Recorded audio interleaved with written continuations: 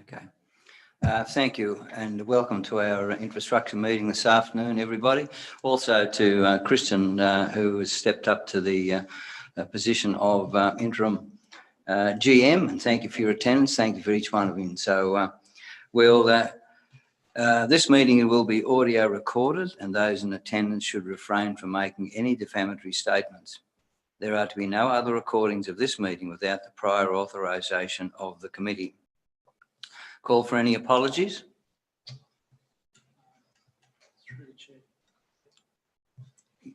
I haven't received any, but I'm not aware of any coming through. Formal apologies. Is anybody? Yes,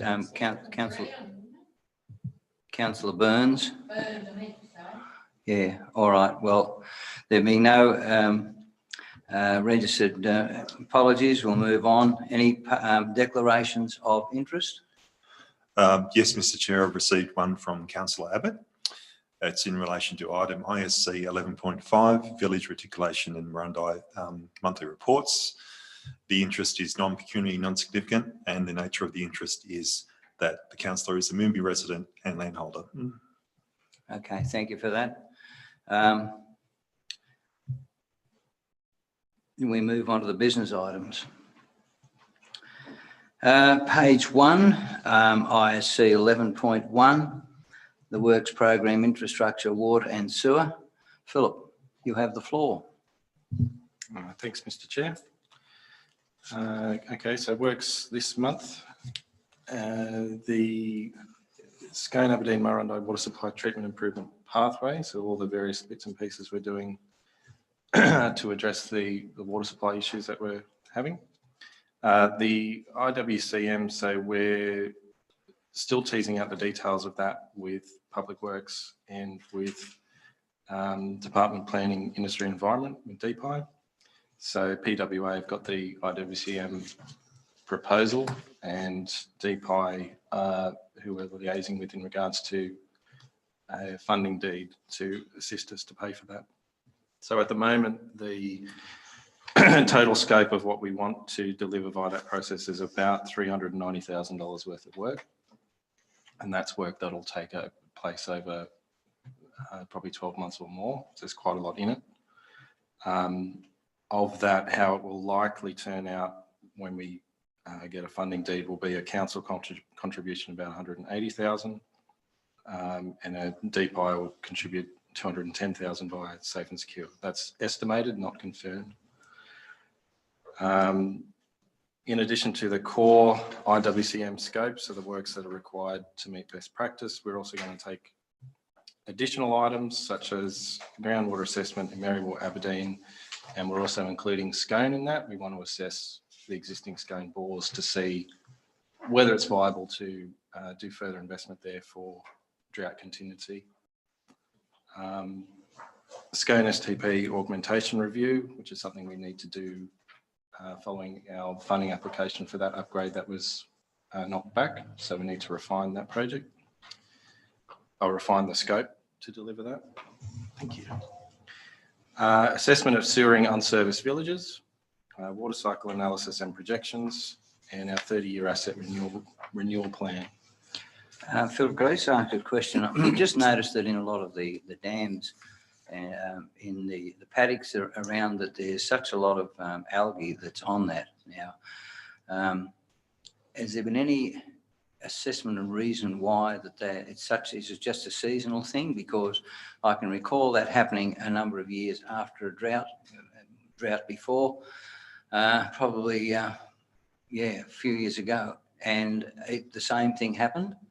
And I'm just wondering whether there was is it just a seasonal thing, or because it is affecting the water in the dam as well? Yep. So is there any explanation for that? Look, I'm not really an expert on the climatic conditions that cause algae, but no, it is fairly, I would only be assuming that, on the back end of the drought, because there's a lot of the Water New South Wales controlled dams that are suffering algae, not just Glenbourne. What we can do about that is limited, but what we can do is try and improve the treatment side of things, so that's not as big a concern for us. Yeah, okay, no, thank you. Any other questions of that before I move on? No, so the drinking water quality risk assessment, so not much has happened in that space in the last month. We're just gearing up for the workshop to be held next month. The UV pre-chlorination and fluoride, so I don't have the final technical documentations from Hana H2O on this yet, but we're at the very, very pointy end of getting that from them. Then we'll be in a position where we can go to tender for that project. We do have the draft concept designs and reports from Hana H2O, so we have been reviewing those. The Hana River intake improvements, this is a similar situation where the target's the end of this week to get all our comments back to GHD to finalise the concept design and drawings for the upgrades works to happen there, and then we can move ahead with starting to roll some of that out. We will continue to ask the questions about getting funding for this, but every conversation that I've had to date in that regard has been it doesn't fit the eligibility. Yeah, we're not able to get funding is more likely to happen. So we'll have to identify what we want to do and how we're going to pay for it. It's going to have to come out of the water fund. But just to let you know, sort of the kind of upgrade works that are proposed, this, if you look at the image there, that's from the draft concept design. So one of the changes that will be implemented is a new backwash pipeline. So the green will be an additional pipework that will be installed and new intake screens to get them not quite as deep. And that can potentially be set up with an automated sort of backwashing process to help the whole pump station function more effectively. So these are the kind of things that are being proposed and that we're looking at doing. But yeah, I'll have more on that when we have that finalised, and I'd say next committee meeting in December. Hopefully we'll have some more information on that as a project and also what it's going to cost. Any other questions at the moment? No. Then we get down to the renewable energy options. So we have the final report from NEAR, which I've attached to the report, which you can read through at your leisure. It identifies areas of potential renewable energy investment for under Upper Shire Council assets and the anticipated payback period. The reports also identified some other problems that was kind of sort of picked up when they did their analysis. So we have some sites, including the Skate Admin Centre, which in their assessment is overloaded. So we do need to follow that up to just see, what's going on there, and is there a risk there with that overloading. So this is, I guess, stuff that they've picked up with a fairly high-level desktop kind of assessment. So we really need to drill down a bit more detail to see what the issue is there. Power factor is an issue in a lot of our sites, which is kind of a hard thing to comprehend if you're not an electrical engineer, but essentially it means that you're paying for electricity that you're not using. So it's just inefficient. And demand charges, we've got some sites where if we rejig how we use power at those sites, we could significantly reduce the demand charges. And the Scone Regional Livestock Selling Centre was a poor offender in that regard. So they've identified that we are a region that's generally suited to solar energy. And we have quite a quick payback period on a lot of the sites if we were to roll out solar in those sites.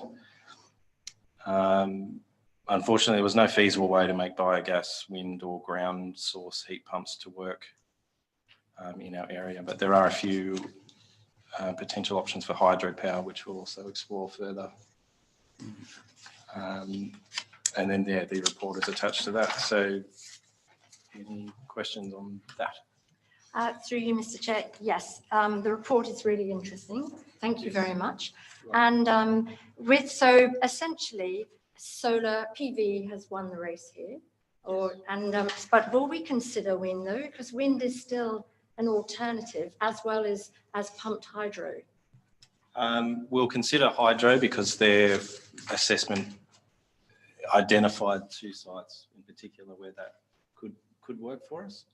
But their desktop assessment didn't come out favourably in terms of wind power. So it's not something that we would, if we do look at it, it's not something we'd look at as a first priority. Probably, yeah. So, because obviously we have solar in the daytime, so then we'd be looking at some, through you, Mr. Chair, so we'd then be looking at some form of storage, such as battery or pumped hydro, and wind also works at night, because we often have wind at night. I was just curious because there were references made to Scone National Park, but I wondered about the hills over near me, which is Moody, and I know that years ago there was a proponent who looked at initial stages of a wind farm, and back then I actually was a real NIMBY and wasn't overly keen, but obviously wind is also part of the mix. But so I wondered whether that would be a possibility over there, if not Scone National Park. Through the chair, I would be making assumptions that would make it less desirable, again, because of the transmission costs. It's definitely something. I guess I'll let you know, although the report is final, NEAR are quite collaborative, so they're happy for us to come back with them with questions or notes if there's things that we want to clarify. So I can ask that as a question to them, but I imagine that the answer is going to be because of the distances. That's fine. And through you, Mr. Chair, also, sorry. You're right. I was just going to add something to that statement, just through the chair.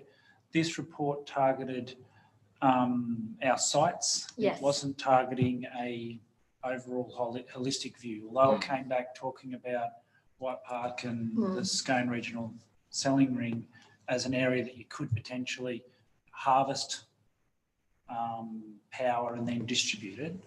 It didn't look at off-site sites. So I think that's why it's talking about wind as a not an attractive solution, because it's purely looking at that site, and that wouldn't be practical at that site. Thank you. And also, just with respect to their report, which is page 12, and in our agenda, page 25, and the discussion here about passenger planes, and just wondering, we don't have passenger planes, or is that what is that in relation to?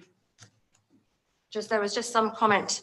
And I was just curious there, but I think that's just in regards to the type of aircraft, not. Oh, okay. Yeah. And commercial. The other thing is, I'm really heartened by this report. I would like to comment through you, Mr. Chair. It's a really thorough report.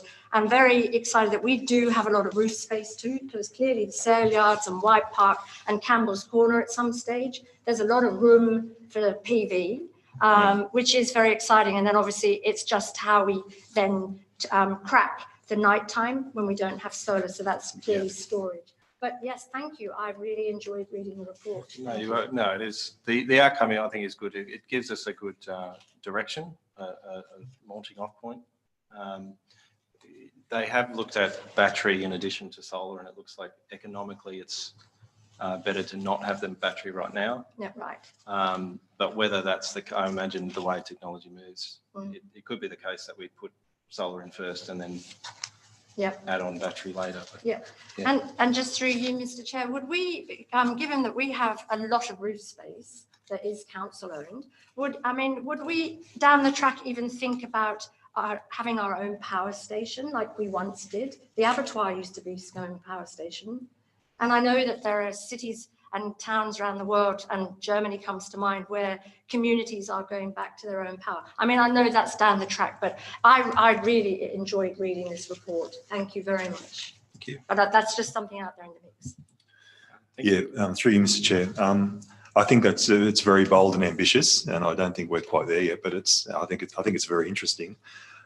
Just in terms of the solar option, look, we met yesterday to discuss some of the grants that are available, and our aim is to look at the inventory of all the roof space we have on our various facilities to see what would be suitable for solar, and do like a Shire-wide solar program, and eventually retrofit all our suitable buildings with solar. So Battery storage, well, we're not sure about that yet because a lot of these facilities are not used at night, so hence not necessary. But I mean, you look at the roof space on White Park and the sale yards, there's a lot of real estate on top of those roofs, which could be used for solar. So it's certainly something we're looking at.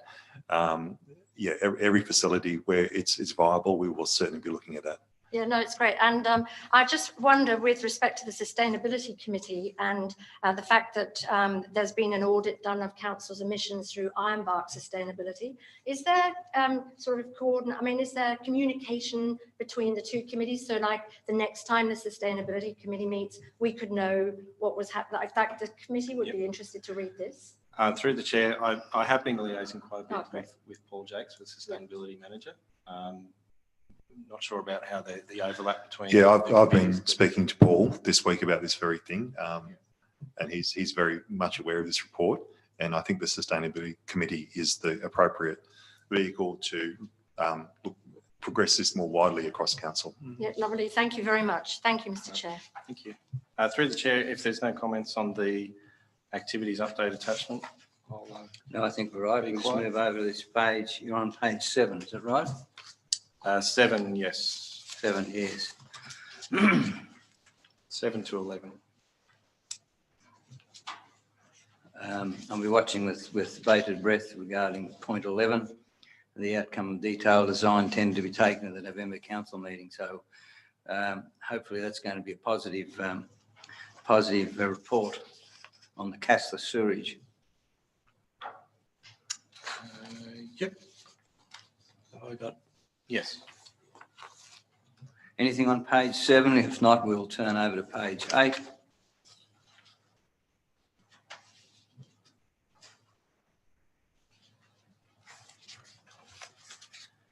Nothing there. We'll move over to page 9. Yes, through you, Mr. Chair. Just a question about reference number 37 and the complications regarding how the project can be delivered. Well, I just would like to know more about that. Through the chair, so the issue there was the ability for us to get safe and secure funding for a joint drought management plan was going to be the way DPI wanted to go was via the mechanism of the JO. How exactly we're going to get that to work is an unknown at this stage. We still have an option to do an updated drought management plan as an additional item on our own via the IWCM process. We can still do that. And that's definitely something that we can add on to that scope of works with PWA when we start that process. So worst case, that's probably what we'll do. But our preference, if we can find a way to get it to work, is to do the joint plan. So unfortunately, I just don't have a clear sort of roadmap of how we're going to do that at this stage. So through you, Mr. Chair, is that because Muswellbrook has left the JO? Through the chair, not directly, but it's definitely a complication and something we have to work through. It doesn't necessarily mean we still can't do it via the JO, but it's something we have to work through. Okay. I'd like to turn over to page 10. Item 43, I just have a question. The project requires an additional $43,265 from council, and the same from Hana LLS. This is progressing, which is very pleasing to see. Yes. I'm just wondering, is this going to be the final cost, or is it just something that's perhaps ongoing? Yep. So through the chair, so the direction that I've got from Soil Conservation is that their intention is for that to be the one and only variation to the project. Mm-hmm. There was always the risk going in that there would be a variation in that cost because it really was just an estimate based on their best guesses, because it was hard for them to get a good idea of the works that needed to be done when the vegetation was there. So it was always a case of them having to remove the vegetation, reassess and confirm what it would cost to put the rock and the flume in there. So that's where it is. And that 50-50 split, that was part of our MOU with local land services, that when we did, or if we did get to that point that extra funds would be required, that we'd be splitting that 50-50.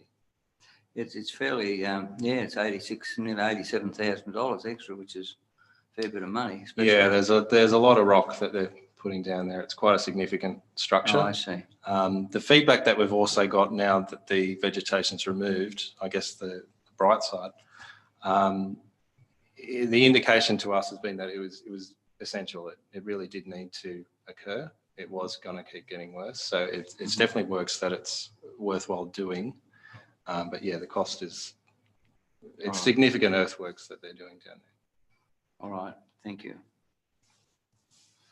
Okay, page 11, any questions on page 11?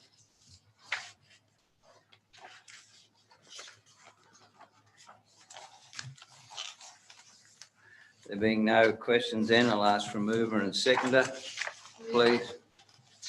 Who moved? Second. Right. Thank you. All those in favour, please say aye. Aye. Those against, I think the ayes have it. Thank you. If you'd like to turn over now to page 55. ISC 11.2, Works Program Infrastructure. Sam, you have the floor. Thank you, Chair. Okay, so we've got work still continuing on the Willow Tree upgrade. Request for tenders for the design went out on Friday the 23rd. The site meeting was undertaken last week, and from reports all went well. Douglas and Partners have undertaken their additional investigation works, so we wait to hear the results of that. Daily inspections continue out there, and the traffic management has been updated, and we continue to monitor that as well. Sam, has there been any further slippages occurring? Not significant. Right, okay. No. All right.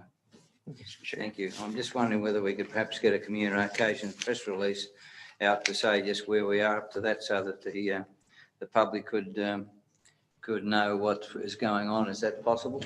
Yeah, we had one, I think yesterday or the day before. Okay, that's great. Oh, thank you. That's really good. Yes. Thank you. Continuing on, we've got the Bunnan Road project, widening and pavement strength. So as you're aware, we've got the 3 stages out there. The first stage is the design is complete, with senior management just going through that and checking that off. So hopefully we can make some progress out there in the near future. Sam, that is funded, is that correct? Stage 1? Stage 1 is funded. Through the chair, we've got part funding from the state. Right. We've got some funding from Roast Recovery. So, sorry, the Yes, state yes. funding is fixing country roads, which is 50% of the total Yeah. project. Yeah. Part of stage 1 and stage 3 is funded through fixing country road. Right. So fix roads recovery. I'll get these names right eventually. But stage 2 is currently unfunded. Stage 2. So, but actually the stage 1, it is funded, so that can proceed. Is that correct? Or not? Or it's just the way it's all connected as one I project. see. So Right, okay. once we've got the detailed designs complete, Right, we're okay. doing detailed cost estimates to make sure our estimates were correct. Right. And then we're going to have a conversation with the general manager to say, right, this is what we've got for stage 1, stage 2, stage 3. Right. Can we proceed on those and Okay. then still seek funding for the rest of stage 2, which is the 5K section. All right. Thank you for explaining that. Oh, yeah, very good. Please Chair, so that pretty much closes that one out. And in Dartbrook Road drainage works, they're completed as of today. So that program worked pretty well. Yeah, so we've done some additional works out there as far as the causeway towards the Shire boundary. That was additional works to the original program. So I think we've done pretty well out there. Marola Street Causeway Upgrade. Unfortunately, I haven't got anything, any news, any good news there, I guess. We're still waiting for the funding body to approve that change. Through you, Mr. Chair, I spoke to Mr. Norris Johnson last week with this and asked him to please follow that service. Yep. So he's going to take that back to Canberra this week, I think, and try and get some answers to fast forward this through. Yes, indeed, so. So if there's no more questions there, we'll slip over to the Yeah, page attachment. 64. 60, what number are you on? I'm on 64. Yep. Right, okay.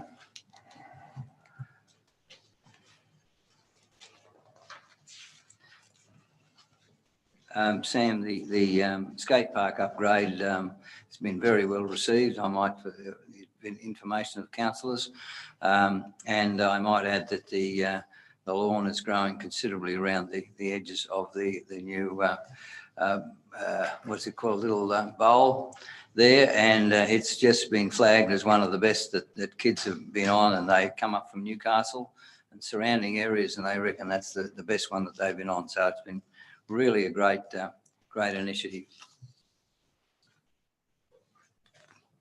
Any questions on page 64? We'd like to move over to page 65.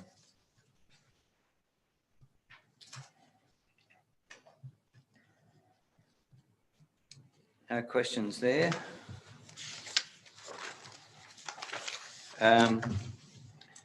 There was, I think, a typo error in the one on the Merriwa CBD refurbishment at Depop. It was actually included in this year's Depop, but also the fact that the money had to be spent by the 30th of June. Is that correct, Sam?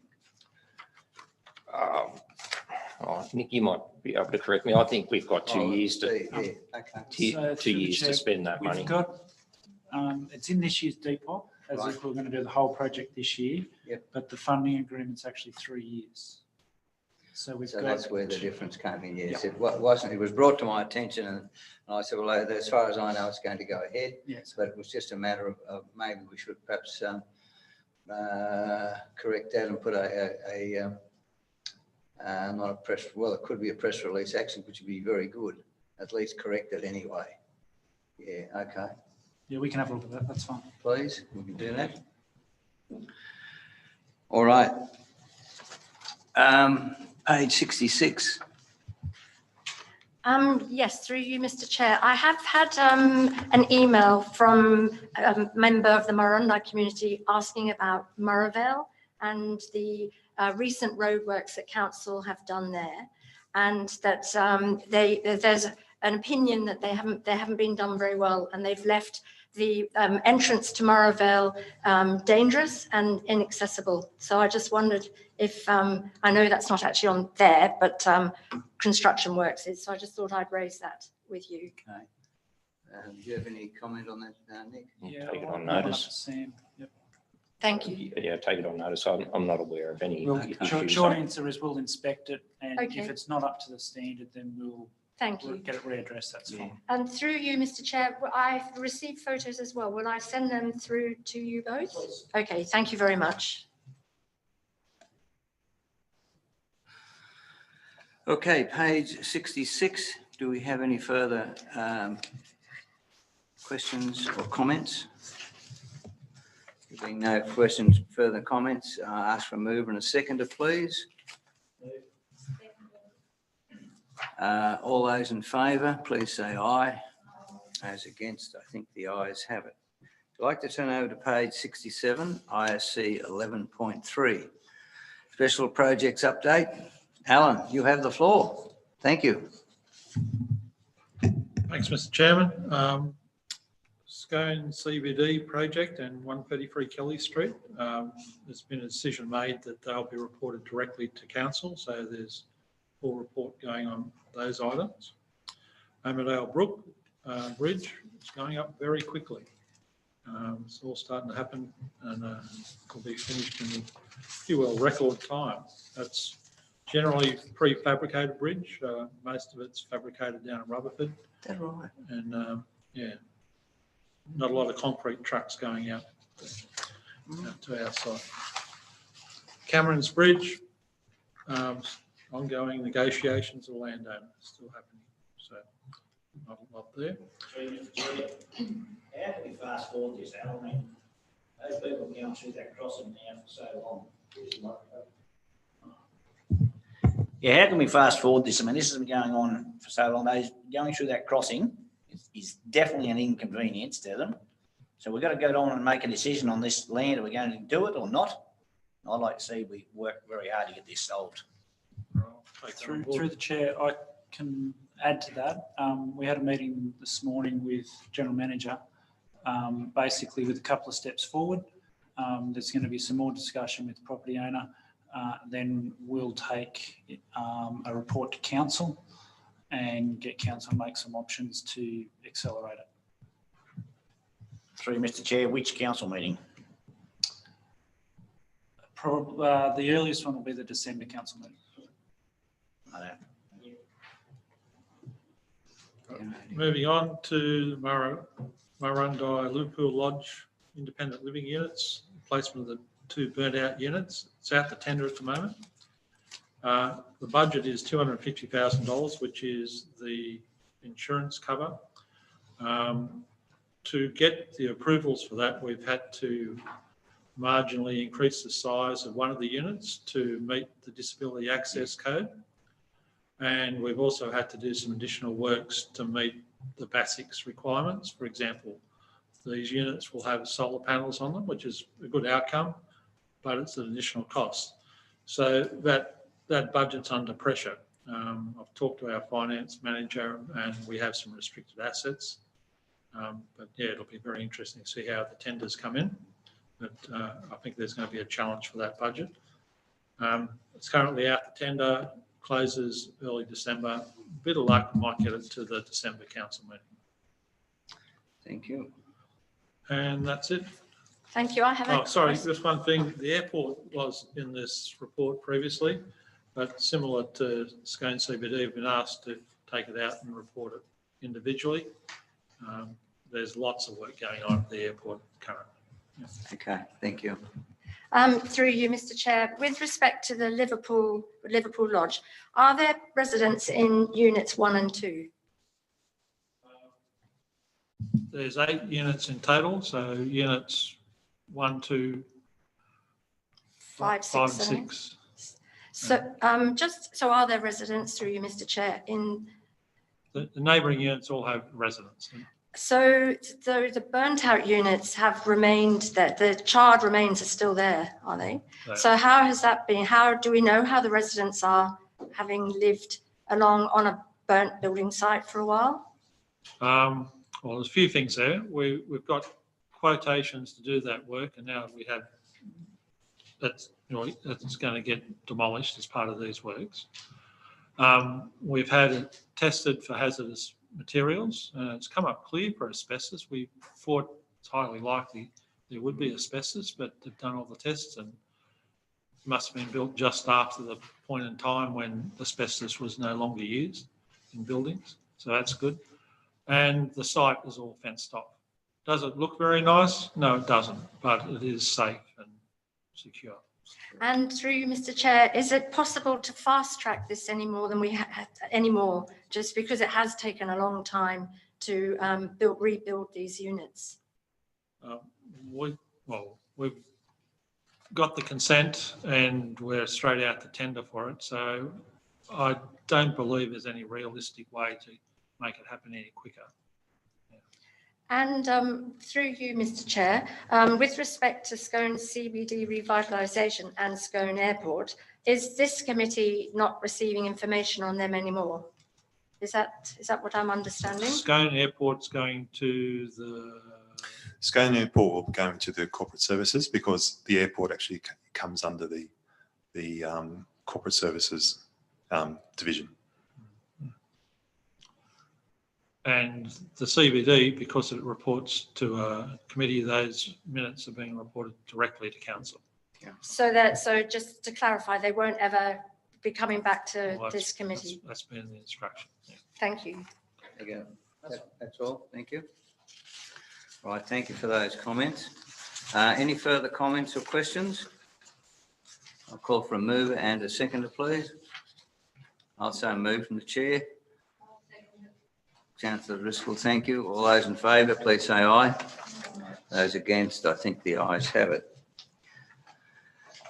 Turn over to page 73, the Capital Works update. Now, I think we've all got a copy of this, the Capital Works update. Okay. All right. Page 1. Let's go over to page 2. Oh, this is really good for these people that are having difficulty in seeing. What a wonderful idea. Keep that coming, please, Karen. I like it. Items 1 to number 40.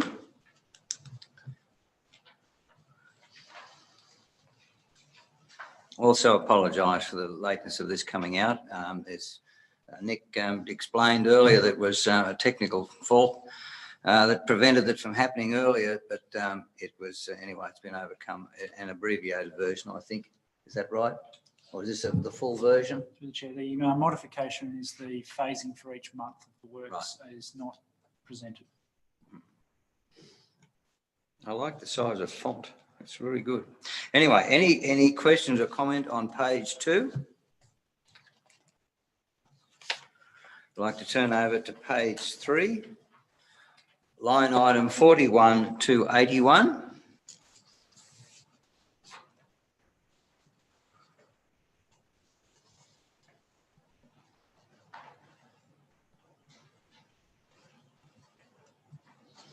There being no comment or questions on that, we'll turn over to page 4, line items 82 to 120.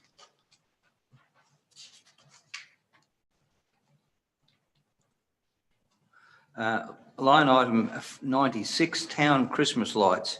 Was that $4,000? How did all the towns, I think all the towns ended up with some lights. Someone can enlighten me regarding that? Through the chair, that's funding that if we need to replace any lights, we can.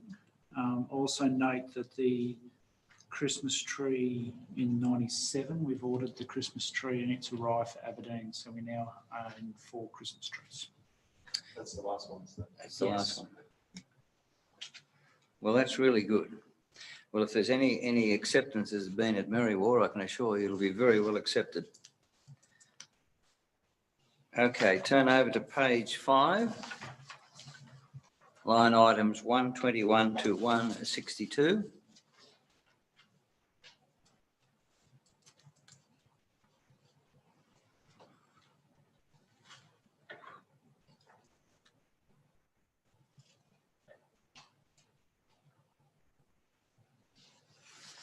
If there being no questions or comments, we'll turn over to page 6, 163 to 203, the line items.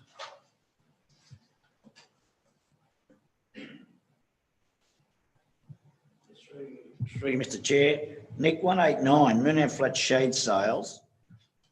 How's that tree that needs taking off from leaning over that? Not much use putting shade sails up there with that dangerous tree hanging over. I agree. That project actually is subject to grant funding, but the tree we're still working with Ausgrid to work out that branch that was overhanging with the power lines. Yes, but still working with Ausgrid about removing that. A little shake up maybe? No drums at all.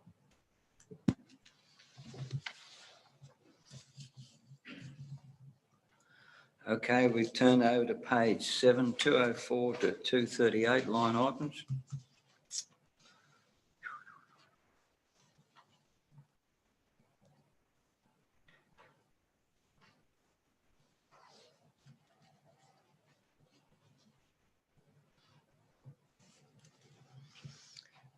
There being no comments.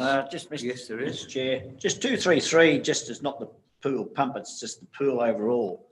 I think I got an email, I don't know what other councillors got, the starting blocks for the athletic swimming carnivals. Can you get an update on that? Through the chair, so the two questions there, but Scone Pool Pump Upgrade is part of the just ongoing upgrade of the pumps. But the email you're referring to is the blocks at the Scone Pool. One's damaged, and we're just going back with the staff and the contractors and the user group to work out the best way to replace those starting blocks. Through you, Mr. Chair, how many starting blocks are? One's damaged, but I think the contractors have tagged it out as a hazard. I think that's the issue with that the swim club's raised. But to replace one, you need to replace them all. So we'll be up for 8 starting blocks. Through you, Mr. Chair, cost on that? You got any idea? That's what we're still working out. Okay, we just need to answer that email sometime or Yes. other. Thank you. Nick, also, what was the outcome of the concerns at Merriwell with the starting blocks, etc.? How did we ended up there? Did we get an accredited person to use the starting blocks, or what's the story? Are you talking about the quality of them or how you use them? No. Whether, because my understanding is that because that there was not an accredited person to instruct the swimmers, that it was not able to be, the starting blocks not able to be used at That's Merriwell correct. Pool. Now, two things. Is there a person now that's accredited to use those starting blocks? And if so, can they use the existing starting blocks, or where are they? Right, the starting blocks can be only used when there's a person that's suitably trained to supervise them, and that's not the responsibility of the lifeguards. So that can only be done normally through a swim club or a group that have got the accreditation. So you can't just as a general person go and use the diving blocks, and because of the risk of diving in the pool dangerously. Yeah, that's right. The other reason was the fact that there was a different person, and I don't know his qualifications, whether he's still there going to supervise the pool this year, and whether he was accredited to do that. Now, but he is, I'd say he'd be employed by a lifeguard though. Yeah, so if they're the lifeguard on duty, they're not, they can't supervise diving because they have to supervise the whole pool. Right, okay. And the opening hours, the early opening hours, that's been reinstituted, hasn't it? That changed in November, didn't it? At the beginning of November, the full opening hours commenced. Yeah, 6 to so 8. we can double check to make sure that's happened. Yeah. Yeah, I think it was a misprint earlier on in the one of the ringer or the diary. I'm not sure which one. Well, it was in the diary, I do know, that they were only opening, not opening. The early hours were not opening in October. And anyway, probably for next year, we just perhaps may need to make sure that the pool is opening in October, but the early hours will be opening in November. Correct. Probably it's just a better way of communicating. Next year, we'll provide all the hours up front, Yes. as opposed to just the shoulder hours. I think that's a good idea, yes. Okay, thank you. And also there's disabled steps. How are we going with those? Will they be on schedule to be installed in November?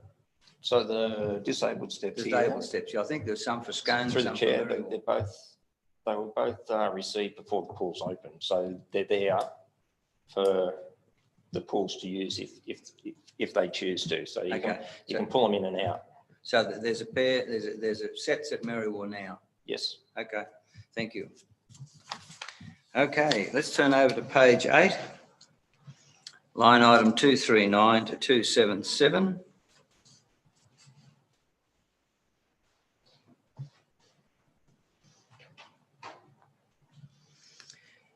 Any questions or comments?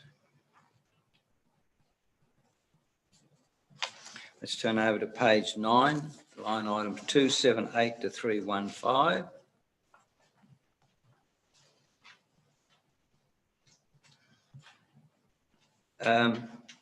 Line item 302, the bus shelter capital works. I think that came through that we have those two funded. 3 or 4, isn't it, funded? And that there was community consultation, something with the affected landowners. Is anything further? Yep, so On there's 5 sites. 5 sites? One at Cassilis, one at Merriwar, one at Gundy, and 2 at Marundai, if my memory serves me correct, Sam. We've sent letters to the adjoining property owners to explain that our proposal is to put bus shelters in front of their properties, and we're just working through that feedback. So some people naturally would prefer no bus shelter, and we're just working with them on that. The one at Merriwar, is it going to be in Mackenzie Street, outside the primary council campus where the buses, is prescribed bus area? Sorry, Chair, whereabouts, what street was that? Mackenzie Street, out the primary bus. Yeah, my understanding. Bus, is yes, because front of the that's school where there. it's a completely designated bus stop. In fact, half the street is designated, and that's where the kids, the preschoolers come across, as well as the primary school children.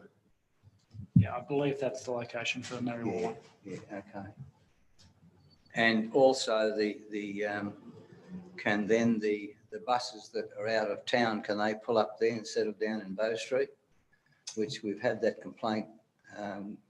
It's not even a designated bus area, whereas that area up there is a bus area. I'd have to take a change of bus route on notice. I'm not sure how that. Could we do that, especially to start off for next year? Yep. Whatever consultation had to be made. I'll take that one on notice and see what we can do there. All right, thank you. All right, page 9, page 10, line item 316 to 351.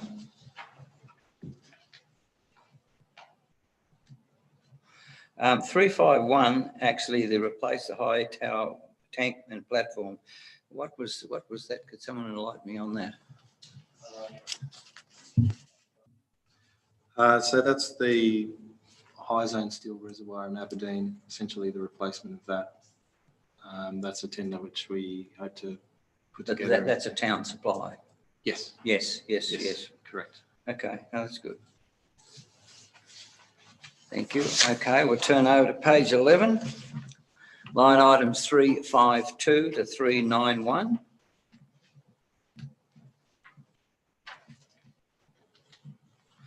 $375, the Merriwar Recycled Water Scheme. What's proposed there? Phil, could you perhaps tell us? Through the chair, at the moment, that's, I guess, money that's sitting there for investigation into whether we could have a recycled water scheme at Merriwar. We've done an initial sort of assessment on that. It's unlikely that a recycled water scheme will be viable in Merriwar. So more than likely, it's money that's sitting there, I guess, at the end of the financial year, so it's not shown there. So it could be that will, as we move along, will either get backed out or it'll go towards renewal works at the sewer plant itself. Would the recycled water would be from the sewer, is that right? Or Yes. Yeah, that's what it's in reference to. pump a fair way. Yeah. Yeah, it's unlikely for it to be viable, particularly with the amount of inflows that we have. And that was the case with Marundai as well when we looked at that further, is that when you want it in the warmer months, your inflows are quite low typically. And then there'd be whole periods in winter where there'd be no demand, and it's hard to make it viable. I understand that. Yeah, I think that's pretty practical. Okay, turn over to page 12, last page, 392 to 404.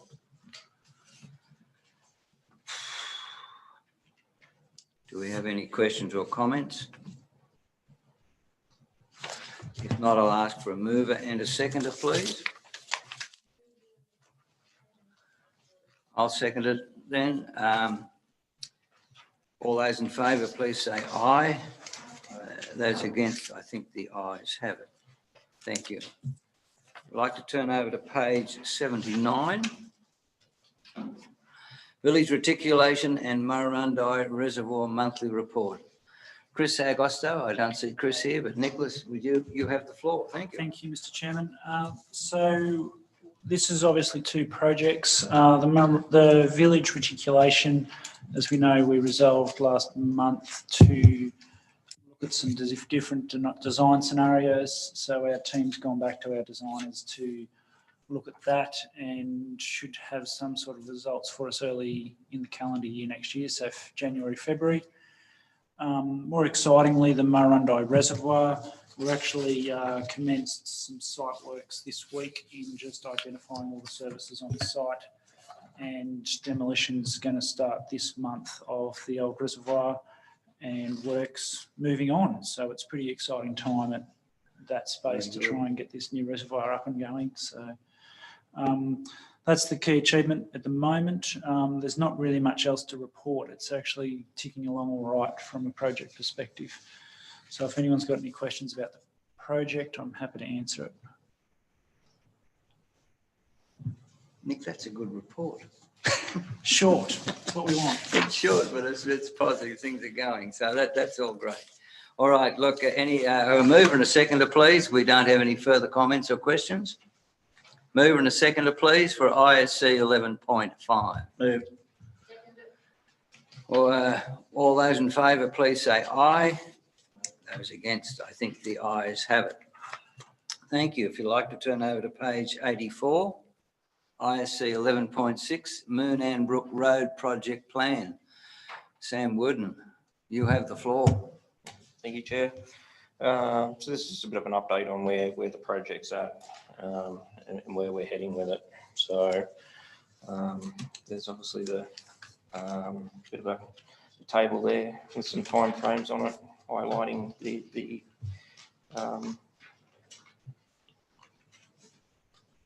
the items that need to be addressed before we can start construction.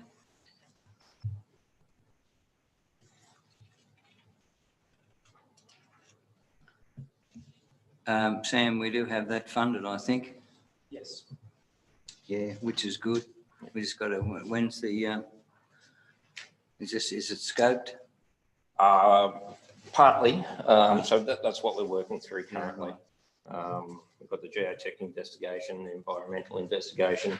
They're all in progress, but we need to finalise them before we can start any works. Any idea of the time frame that? So we'd be looking. So there's, through the chair, there's two options we're looking at. So once we get the pre-construction work complete, we're looking at whether we put a contract out to do a design and construct and try and accelerate this project, or whether we finish the detailed design and then use a combination of contractors and day labour staff. Just with our volume of work at the moment, we've had conversations with the general manager and the project team and Sam's team about delivery.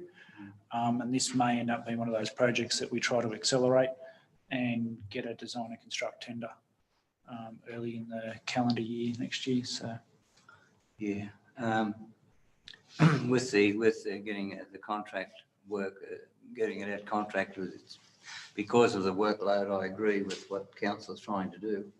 There's a fair bit of work. Is it viable to get it done contract or not? From the investigation we've done with this size project, I think we'll get some good competition and we'll get some big contractors, which will make it worthwhile, as opposed to the little projects. You won't get as much interest with the contractors. So, and we've definitely got enough work for our staff and things like that. So that's not an issue.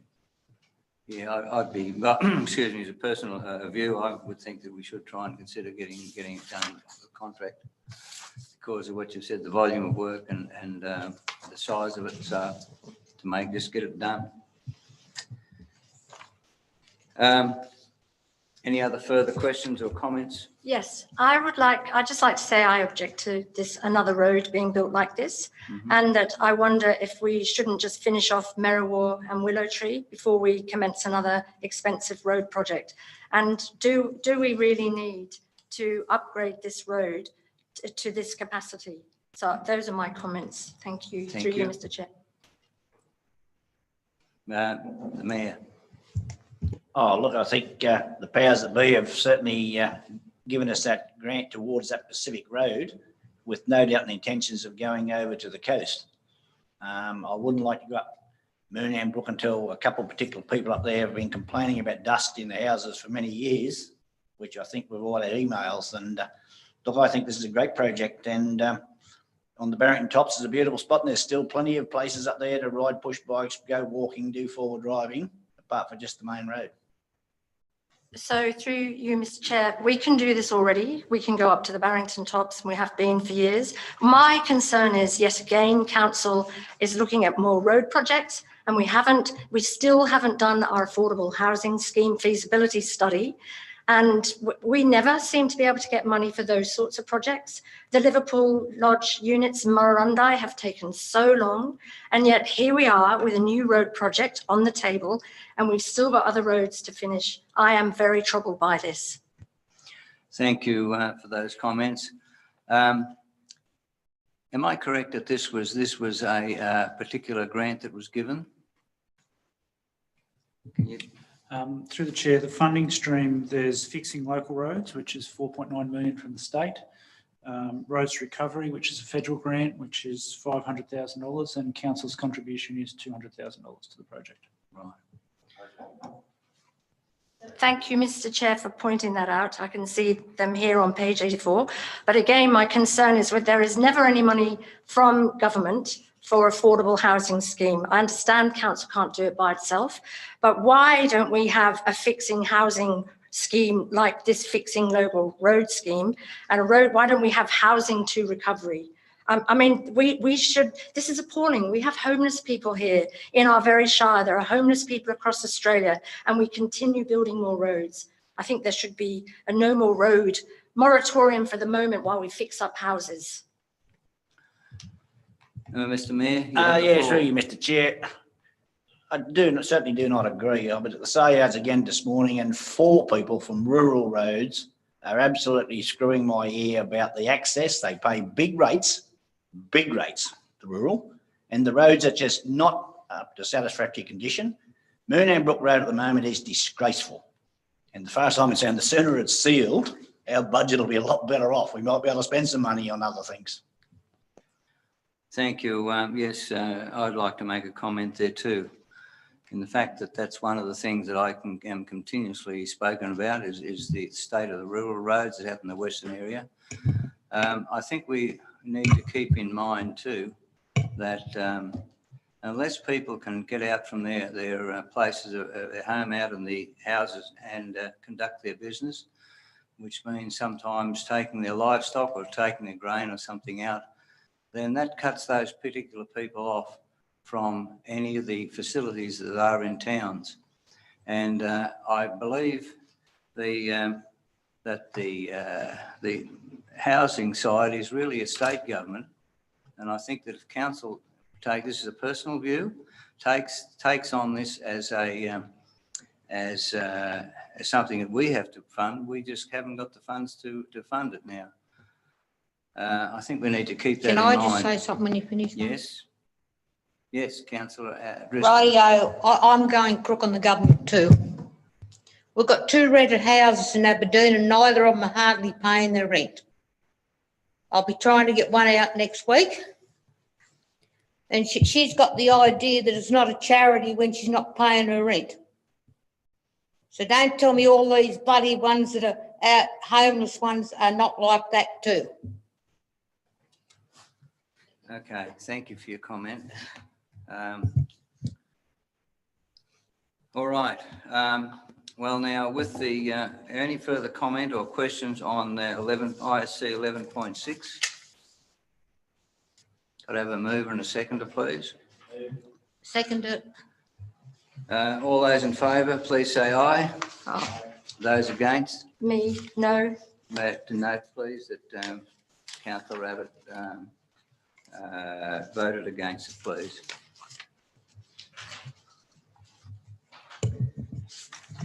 Thank you.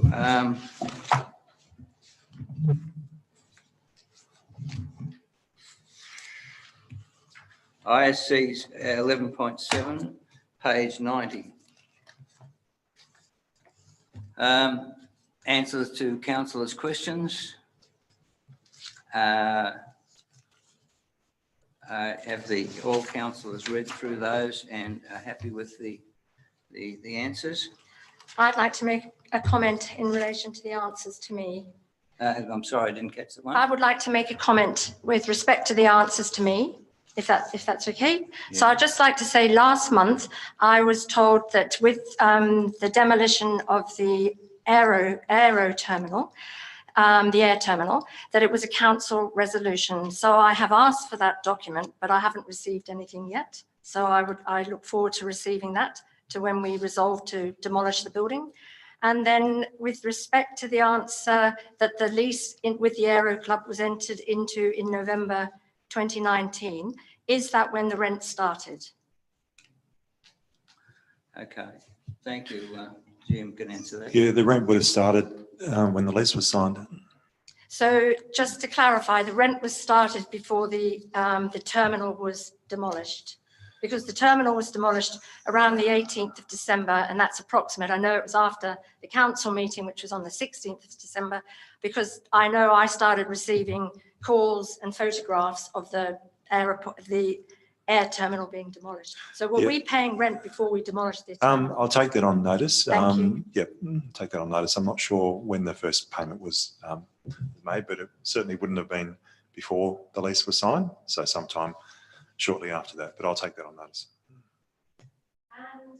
With respect to communication, I wanted to know how you've said that tenders were put out, and could I see the communication with respect to the tenders being called or the expressions of interest, and what was the timeline? Yes, I can provide that. If you, yep. I just like, Councillor Collison, are you happy with your answers? Through you, Mr. Chair, an update on the RV camping. I've heard a little rumour that Wington Street is not available to be used. Is it true or correct? Take that on notice if you wish. I just like that. I'll take that on notice. I'd like that to be brought through and it's taking too long. Thank you. Okay.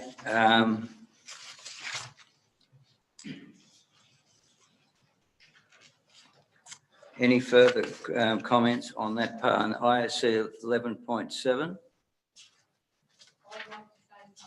Yes. Yeah, put your phone. St Andrews Reservoir, is it closed up from everybody? Nick, can you answer that? I've got an idea that there was. I think there's something about it, but I've been flogged with that today, this morning. So we closed it up based on community feedback. There was vandalism down there. Yeah, that was probably the main two reasons. Vandalism to the amenities blocks and infrastructure down there, and I think also the just vandalism and customer complaints was the reason why we closed. So they're not allowed to go down there at all? Yes, they can go down there through. So it gets opened, I think, at 7 in the morning, and gets closed at 9 to 10. 9 o'clock at night. Right. Yep.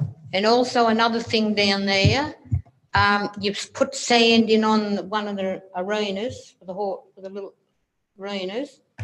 They're asking why isn't there something around the edges of it to keep the sand in there rather than lose the sand? Like some rubber matting or something like I'll that have to around take that there. on notice. But as far as I'm aware, that wasn't part of the project.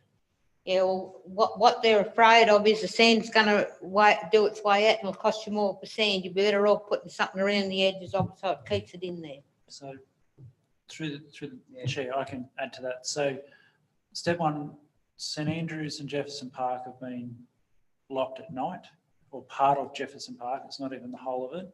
And that's mainly to stop the antisocial behaviour at night. Right. You can still access the sites on foot. It's only limiting vehicles. And that was based on a lot of community feedback saying that we need to do something about those spaces.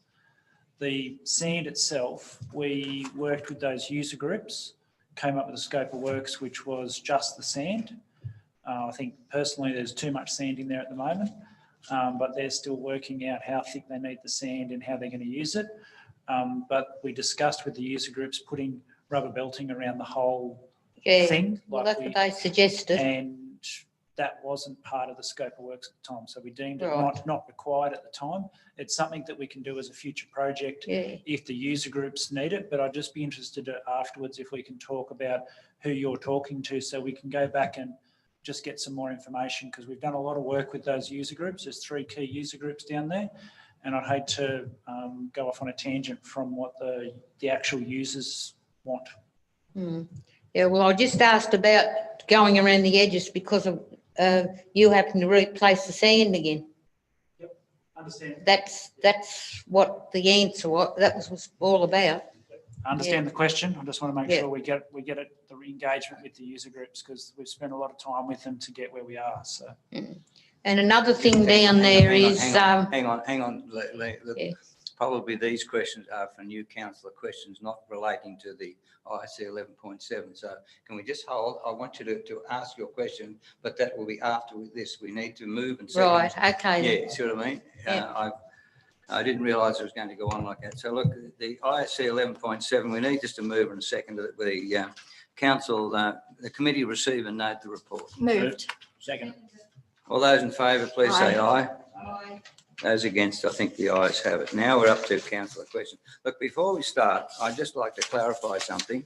In councillor questions, I intervened last time regarding we are allowed to ask councillor questions, but we're not allowed to, and that should be then to the directors for them to answer, not for us to argue or which goes past the clarification. The councillor questions are just that we need to ask them, and then it's up for the directors, excuse me, to answer those questions. And then when they come out and printed, if we're not happy with those answers, well, then we have the opportunity of asking those things again. So I'd just like for us to just to understand that, please.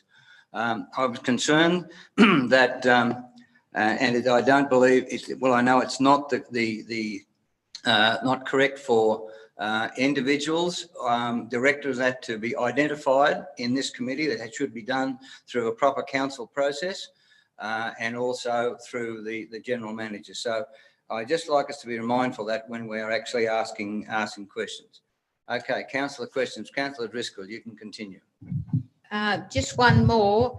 The sign for Margie Holloway's arena down there has fallen down, and they want to know when we're going to replace it.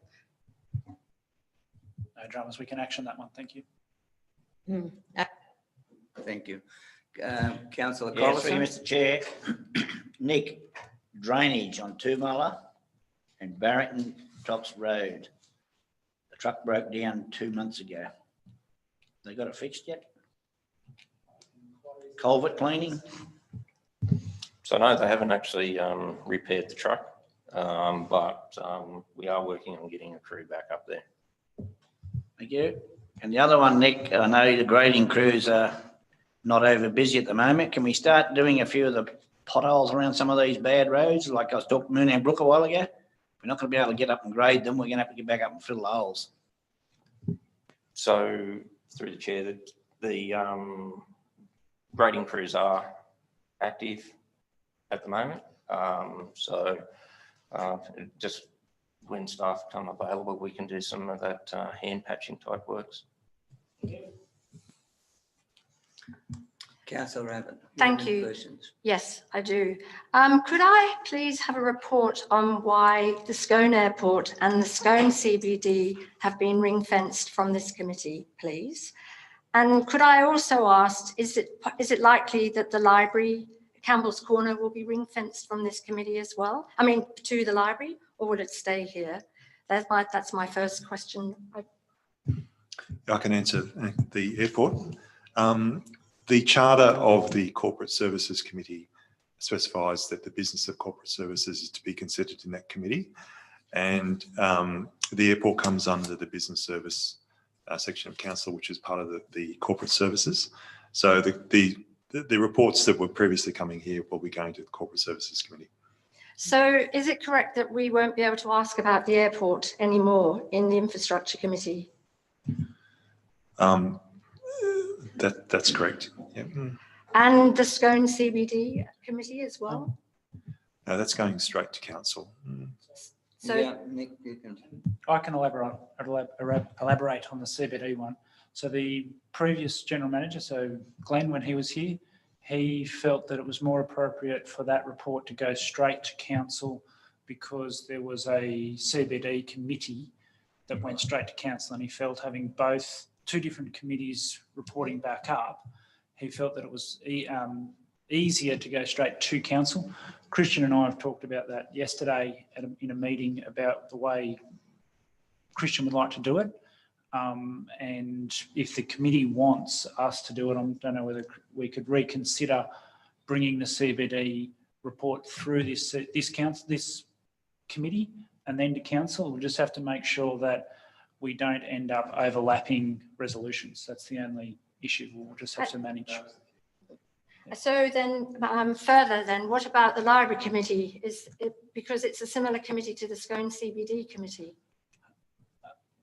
For the capital works, well, from my interpretation, the only time the library would come through this committee is if our projects team were delivering the renovations for it. So I'm just thinking about Campbell's Corner through you, Mr. Chair. Yep.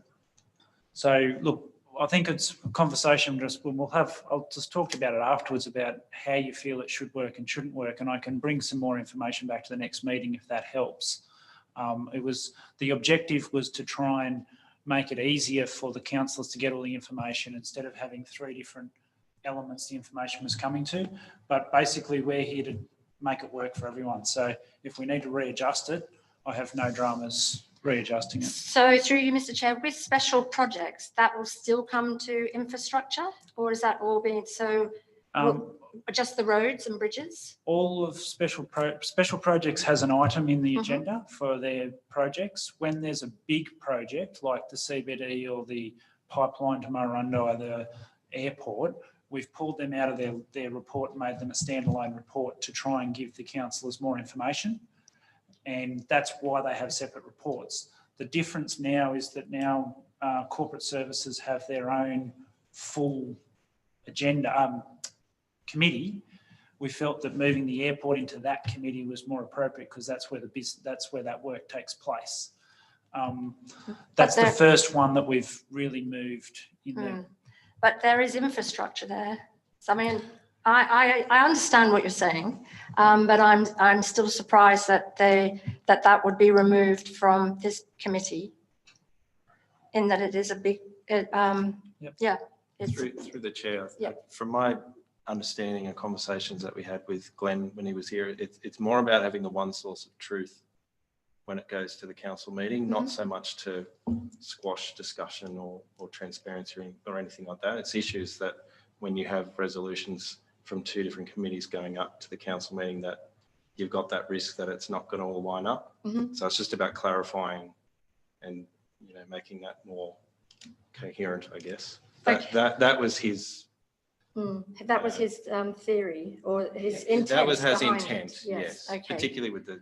But I do have airport questions today. So can I ask them? Given that I didn't know that. Yes, that's absolutely fine. But then I'd just like to, obviously these questions will make it in the paper. So next time I'll only be able to comment on the answers or ask questions on the answers. That's correct. No new questions. Okay. So, so basically because this is a hot topic at the moment and I'm getting contacted a lot about this, were other airport businesses given the same opportunity to move to Cameron's airstrip on that Nandara Road? And I'm thinking of Dr. McInerney in this instance because I know he flies regularly to Coonabarabran. Mr. Mayor, you have the floor. My understanding is there was lots of discussion with lots of different users about different options. There are certainly discussions about use of different airports at the drop-in meetings we had out there. There was offers from Mr. Henderson to provide access. So I think people looked at all sorts of different options and made decisions based on their needs, or whether some people have decided just to stay put. So I think depending on the person's needs, what their aircraft were, there's been a whole range of different decisions being made. Just hang on just one, Sorry. Mr Mayor. Yeah, through you, Mr Chair. As far as I know, council did not arrange for any of that private landing on those private strips. It was completely up to the individuals to arrange that themselves. As far as I'm aware, Al, we did not arrange any. We made a suggestion that you may be able to call Alan Henderson or whatever, but we didn't arrange it. Thank you. Just because a lot of people have asked me that question, whether we didn't make arrangements with the Cameron's airstrip. So, and people have asked, did council actually do the works to get the strip ready, if indeed any work was even done? I don't know, but it's been a question that has been put to me. Also, what arrangement did council end up agreeing with Mr. Owens from ECAM? Is he happy? Is it's yes, because I know he wasn't. He was on the radio last week and he wasn't happy. We've had lots of discussions with Mr. Owen. He's been able to get all but 2 of his aircraft who were in for maintenance out before the shutdown. And he's looking at some options for those 2 aircraft.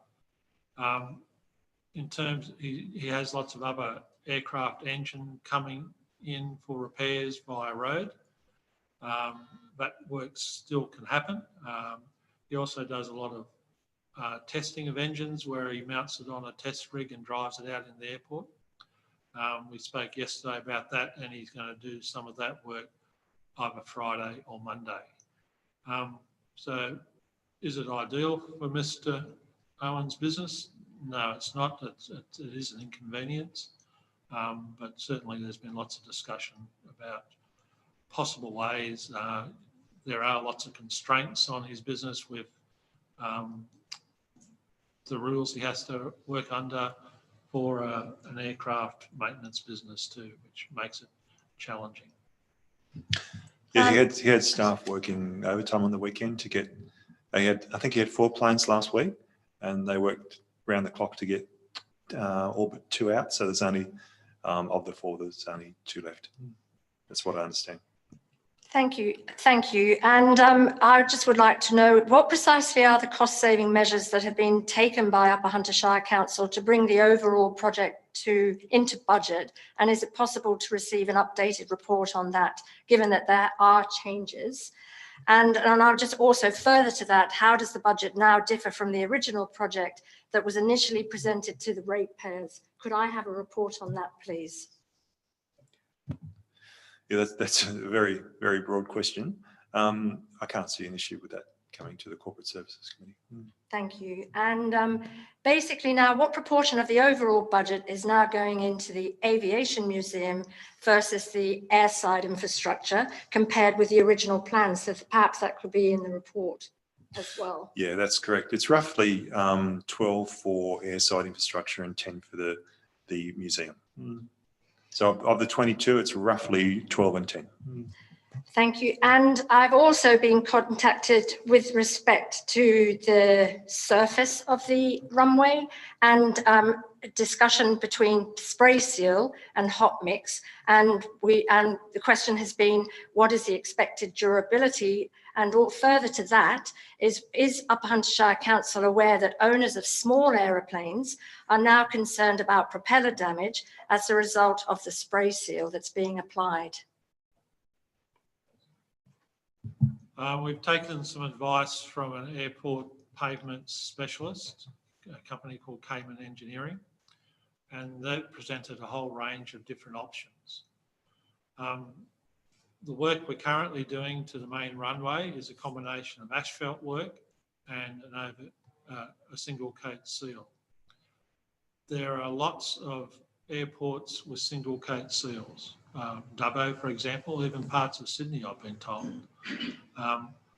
So it needs to be managed like any other pavement, but yeah, so we don't expect, we've had that specialist advice to make sure that we do get a good bond to the stone, and applications of bitumen have been adjusted to take into account airport conditions as opposed to a road situation where you have cars running over the stone and the pavement.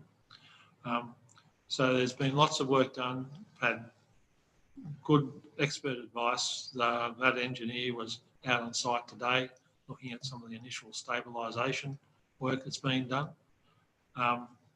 With that in mind, we believe we'll get a good outcome and a good quality outcome. So will we be able, oh, sorry to value, interrupt value you. for money. Thank you. And just with respect to the small aeroplanes and the propeller damage, how will we, are we confident that there will be no propeller damage with the spray seal? The part of the deal is the airport will be swept. So that, I'm presuming they're thinking about small stones and propellers. I think so. Yeah. The intent is that it'll be swept. Is that an extra cost for council, sweeping the runway, when we wouldn't have to if we did it with the hot mix? No, hot mix or FOD, foreign object debris, is an issue even with an AC surface we have now. That's because it's starting to break up. As I mentioned, we looked at all sorts of options, and this is the one that's been selected. And it's going to be on the taxiways and the runways. We use it a lot, generally most of our roads. But as I said, this is a different mix and a different sort of, I guess, bond, because they use a lot more bitumen on an airport taxiway or runway than they do a normal road. If we use the amount of bitumen we're going to use out of the airport on a road, on a hot day, we get all sorts of bleeding issues. But our advice is that you need that to get that bond so you don't get loose stone. Thank you. And they are all my, yes, they are my questions. Thank you very much. Okay. Thank you. Any other questions from councillors? I have a couple. It's been brought to our attention that the RV parking in Solly's Lane, Merriwall, I don't think it's advertised on the website, but it's causing difficulty to the business houses because of the semi-trailers and when they have deliveries come in, then you've got a caravan parked along the road, which is not wide enough to accommodate them.